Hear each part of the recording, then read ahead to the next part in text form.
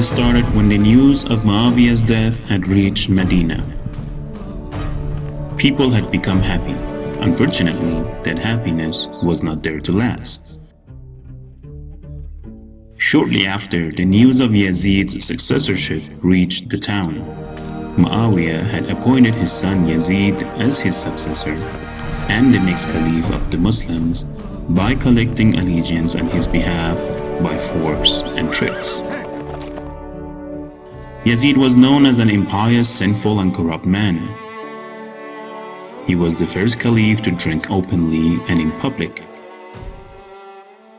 Injustice, bloodshed, and corruptions was rampant and oppressive during his reign of power, even in Mecca and Medina. The very first act of Yazid as the new caliph of Muslims was to send letters of introduction to different regions of the Islamic territory, in which he stated himself as the caliph of Muslims.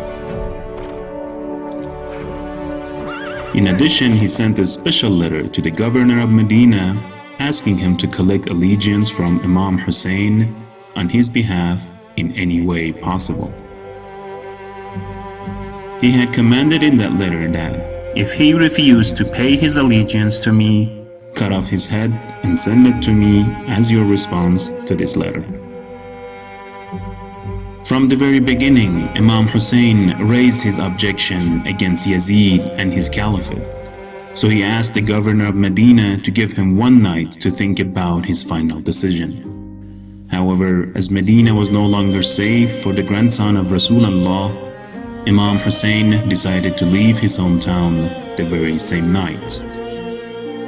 As he prepared to leave the town, he wrote and sealed his last will and handed to his brother Muhammad ibn Hanafiya.